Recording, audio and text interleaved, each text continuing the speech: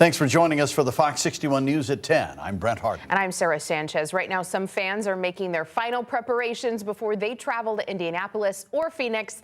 That experience of a lifetime doesn't come cheap. Fox 61's Stephen Reels caught up with some of them and has how much this memory might cost.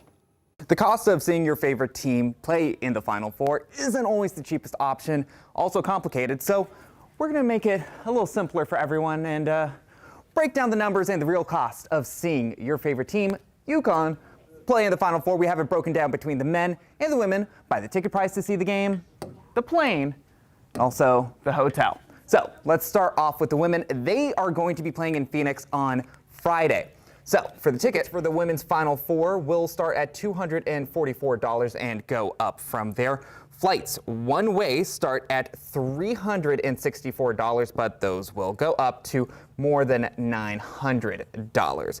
And finally, the cheapest option we found for a hotel Thursday night through Sunday, the cheapest option was $159, but there are some cases where it goes up to nearly $1,300. But for fans like the Sattlers, it's hard to put a price on seeing your team play in the Final Four. I have all my stuff ready. I don't have mine. My stuff is ready. As the Huskies prepare, it's game time for Tad and Michelle Sattler. 2019 was the first one in Tampa. You know, everybody had such fun that we were like, well, we might as well. Our kids are older and we're able to travel a little easier. And Since then, they caught Final Four fever and have made a trip to the tournament semifinals a must for their family every year they could. Are you guys looking forward to traveling tomorrow? Absolutely. Absolutely.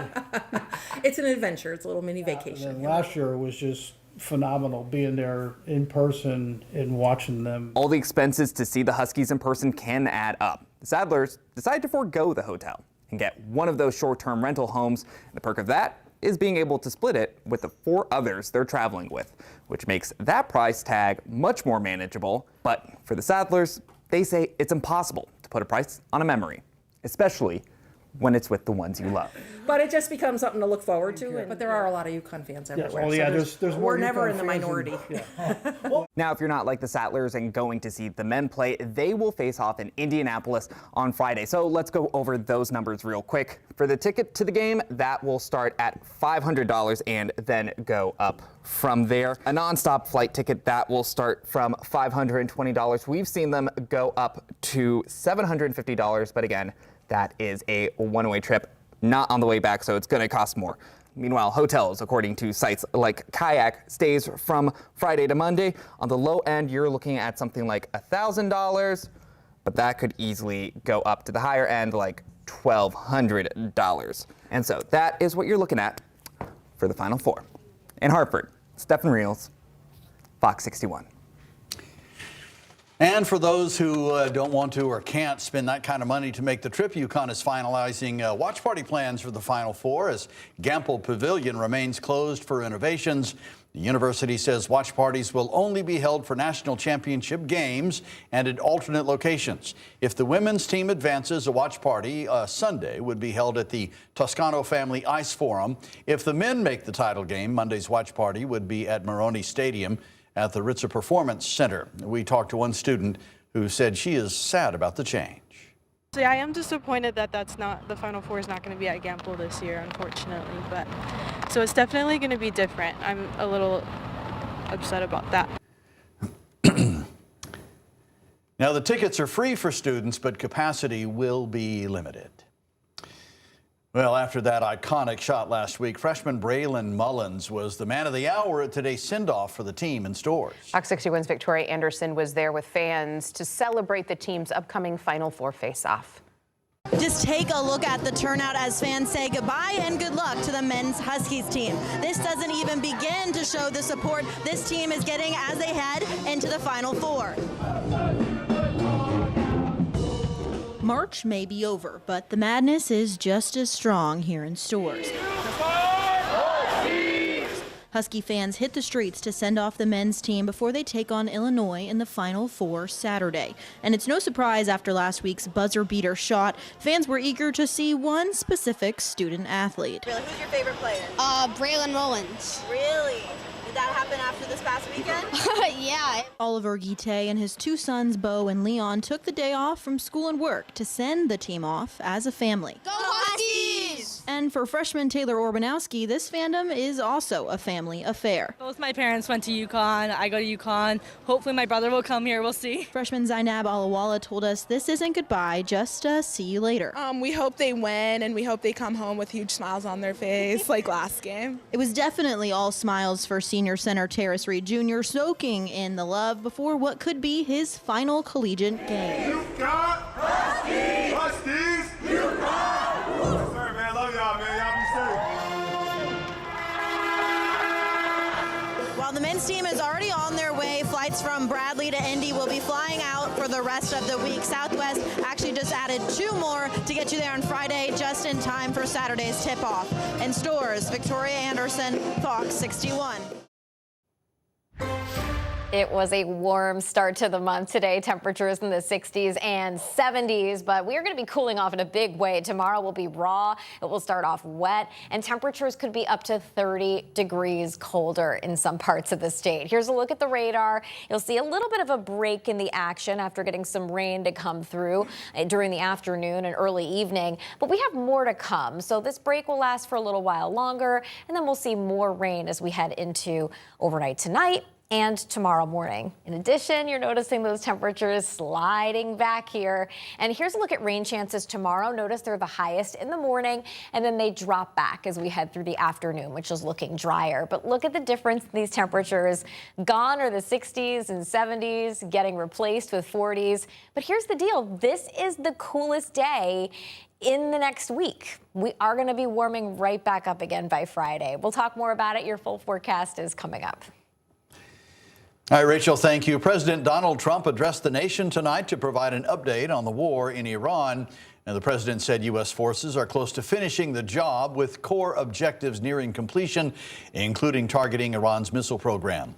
Trump also said the U.S. is acting to support its allies, not for resources like oil. The update comes as the U.S. builds up its military presence in the region with an aircraft carrier group and thousands of troops deploying.